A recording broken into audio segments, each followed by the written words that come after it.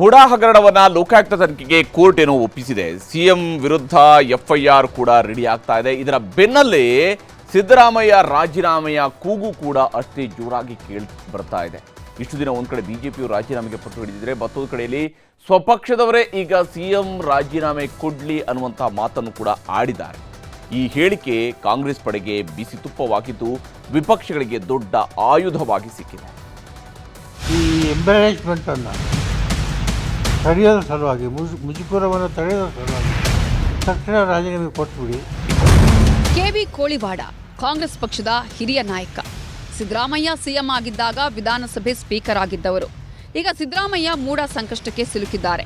ಕಾನೂನಿನ ಕುಣಿಕೆಯಲ್ಲಿ ಒದ್ದಾಡ್ತಿರುವಾಗಲೇ ಕೋಳಿವಾಡ ಸಾಹೇಬ್ರು ಸಿದ್ದರಾಮಯ್ಯ ರಾಜೀನಾಮೆ ಕೊಡ್ಲಿ ಅಂದ್ಬಿಟ್ರು. ಈ ಎಂಬರೇಜ್ಮೆಂಟ್ ಅನ್ನು ತಡೆಯೋದ್ರ ಸಲುವಾಗಿ, ಮುಜುಗರವನ್ನು ತಡೆಯೋದ್ರ ಸಲುವಾಗಿ ತಕ್ಷಣ ರಾಜೀನಾಮೆ ಕೊಟ್ಬಿಡಿ. ಎನ್ಕ್ವೈರಿ ಆಗಿ ನಿಷ್ಕಳಂಕವಾಗಿ ಹೊರಗೆ ಬರ್ತೀರಿ, 100ಕ್ಕೆ 100 ಬರ್ತೀರಿ ಹೊರಗಾಗಿ. ಆವಾಗ ಮತ್ತೆ ಮುಖ್ಯಮಂತ್ರಿ ಆಗುವಂತ್ರಿ. ಯಾಕಂದ್ರೆ 136 MLA ನಿಮ್ಮಂತೆ ಇದ್ದಾರೆ, ಹೈಕಮಾಂಡ್ ನಿಮ್ಮಂತೆಯೇ ಇದೆ. ಕಾಂಗ್ರೆಸ್ ಹಿರಿಯ ನಾಯಕ ಕೋಳಿವಾಡ ಅವರ ಮಾತು ವಿಪಕ್ಷಗಳಿಗೆ ಆಹಾರ ಆಯಿತು. ಆದರೆ ತನಿಖೆ ನಿಷ್ಪಕ್ಷಪಾತವಾಗಿ ಆಗಬೇಕು ಅಂತಾದ್ರೆ ರಾಜೀನಾಮೆಯನ್ನು ಕೊಟ್ಟು ತನಿಖೆಯನ್ನು ಎದುರಿಸಿ ಅಂತ ನಮ್ಮ ಆಗ್ರಹ. ಅವರು ಸಭಾಪತಿಯಾಗಿ ಕೆಲಸ ಮಾಡಿದ್ದಂಥವ್ರು, ಸ್ಪೀಕರ್ ಆಗಿ ಕೆಲಸ ಮಾಡಿದ್ದಂಥವ್ರು, ಅವರು ಹೇಳ್ತಾರೆ ಅಂತ ಹೇಳಿದ್ರೆ ಅವ್ರಿಗೆ ಸಂವಿಧಾನ ಗೊತ್ತಿದೆ. ನಾವು ಕೇಳ್ತಾ ಇದೀವಿ, ಮಿಸ್ಟರ್ ಸಿದ್ದರಾಮಯ್ಯ ಅವರೇ, ನೀವು ರಾಜೀನಾಮೆಯನ್ನ ಕೊಡಿ. ಇವತ್ತು ಕೋಳಿವಾಡರು ಅಂತವರು ಇವತ್ತು ಅವ್ರಿಗೆ ರಾಜೀನಾಮೆ ಕೊಡಬೇಕಂದ್ರೆ ಇನ್ನು ಒಂದು ಕ್ಷಣನೂ ಕೂಡ ಸನ್ಮಾನ್ಯ ಮುಖ್ಯಮಂತ್ರಿಗಳು ಆ ಜಾಗದಲ್ಲಿ ಇರಬಾರ್ದು. ರಾಜೀನಾಮೆ ಕೊಟ್ಟು ತನಿಖೆಗೆ ಸಹಕಾರ ಕೊಡಬೇಕು ಅನ್ನುವಂಥದ್ದು ಆಗ್ರಹವನ್ನು ನಾವು ಮಾಡ್ತೇವೆ. ಕಾಂಗ್ರೆಸ್ನಲ್ಲಿ ಎಲ್ಲರೂ ಕೂಡ ಇದೇ ವಾಯ್ಸನ್ನ ನಾಳೆಯಿಂದ ಪ್ರಾರಂಭ ಮಾಡ್ತಾರೆ. ಕೋಳಿವಾಡು ಇದಕ್ಕೆ ಉದ್ಘಾಟನೆ ಮಾಡಿದ್ದಾರೆ. ಶ್ರೀ ಹಿರಿಯರಾದ ಕೋಳಿವಾಡ್ರವರು ಇದೊಂದು ಪ್ರಾರಂಭ ಮಾತ್ರ. ಅವರವರ ಒಳಗ ಏನು ಬಡದಾಟ ಐತಲ್ಲ, ಇದು ನಾಳೆಯಿಂದ ಪ್ರಾರಂಭ ಆಕೈತೆ. ತನಿಖೆ ಆದ್ಮೇಲೆ ಕೋರ್ಟೇ 90 ಭಾಗ ಎಲ್ಲ ತನಿಖೆ ಮಾಡಿಬಿಟ್ಟಿದೆ.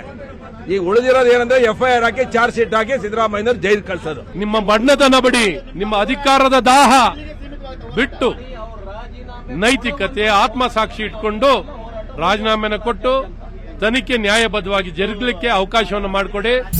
ಇಷ್ಟಕ್ಕೂ ಸುಮ್ಮನಾಗ್ಲಿಲ್ಲ ಬಿಜೆಪಿ ಬಳಗ. ಸಾಮಾಜಿಕ ಜಾಲತಾಣಗಳನ್ನು ಬಳಸಿಕೊಳ್ತು. ರಾಜಕಾರಣದಿಂದ ದೂರವಿದ್ದ ಕೆಬಿ ಕೋಳಿವಾಡ ಏಕಾಏಕಿ ಸಿದ್ದರಾಮಯ್ಯ ರಾಜೀನಾಮೆ ನೀಡಲಿ ಎಂಬ ಹೇಳಿಕೆಯ ಹಿಂದಿರುವ ಕಾರಣದ ಕೈ ಯಾರದ್ದು?